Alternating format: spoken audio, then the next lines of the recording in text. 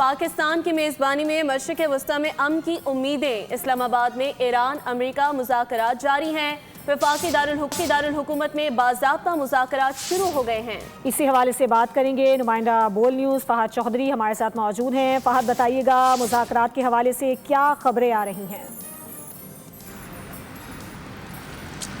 जी बिल्कुल, बिलाशुबा पाकिस्तान के लिए आज एक तारीख़ी दिन है और 11 अप्रैल को दुनिया की तारीख़ में जो है याद रखा जाएगा इस दिन को, जिस दिन पाकिस्तान इस दुनिया को, इस खित्ते को तबाही से बचाने के लिए सालिस का किरदार अदा कर रहा है। दो बड़े ममालिक को मुज़ाकरात की मेज़ पर लाने में कामयाब हुआ पाकिस्तान, और आज इस्लामाबाद जो है वो दुनिया का महवर और मरकज़ निगाह है। आज बाकायदा जो है वो ईरान और अमेरिका के दरमियान मुज़ाकरात की एक्टिविटीज़ इस्लामाबाद में शुरू हो गई हैं। इस्लामाबाद अमन मुज़ाकरात का आगाज़ हो चुका है। आज अमरीकी वफ़द नायब सदर JD वैंस की क़यादत में पाकिस्तान पहुंचा। उनका पुरतपाक इस्तकबाल किया गया फील्ड मार्शल आसिम मुनीर और नायब वज़ीर आज़म इसहाक़ डार की जानिब से, जबकि ईरानी वफ़द गुज़िश्ता शब पाकिस्तान पहुंचा था। स्पीकर ईरानी पार्लियामेंट बाकिर कालिबाफ की सदारत में, और अब्बास इराक़ची भी उसमें शामिल हैं। इन मुज़ाकरात का बाज़ाब्ता आगाज़ हो चुका है, और इनसे कबल आगाज़ से कबल वज़ीर आज़म शहबाज शरीफ ने दोनों वफूद से अलहदा मुलाकातें भी की और उनका बाज़ाब्ता तौर पर शुक्रिया अदा किया कि वो अमन मुज़ाकरात में शिरकत के लिए पाकिस्तान इस्लामाबाद पहुँचे।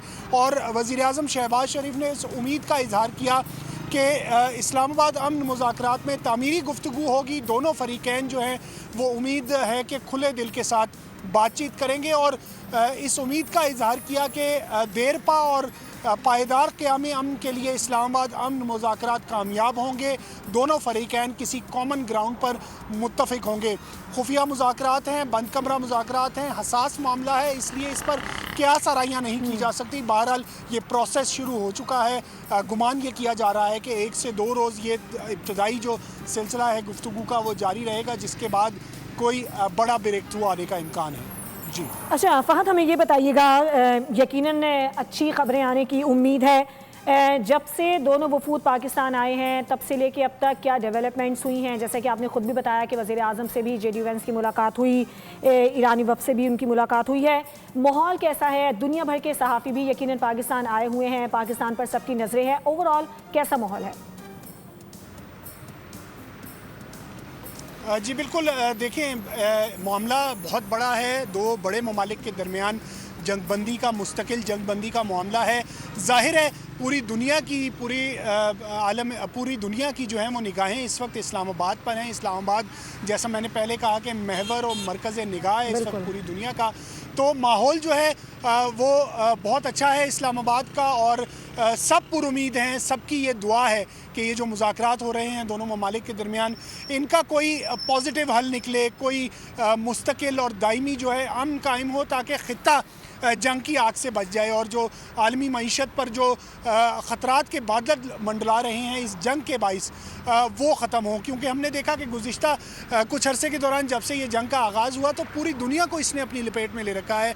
पूरी दुनिया की मईशत जो है इससे इफ़ेक्ट हुई है, और तमाम ममालिक की ये कोशिश है कि इस्लामाबाद में होने वाले अमन मुज़ाकरात कामयाब हों, और पूरी दुनिया जो है वो पाकिस्तान के इस किरदार को, सालिसी के किरदार को, सिफारती किरदार को भी कदर की निगाह से देख रही है। और इस्लामाबाद जो है वो पूरी दुनिया में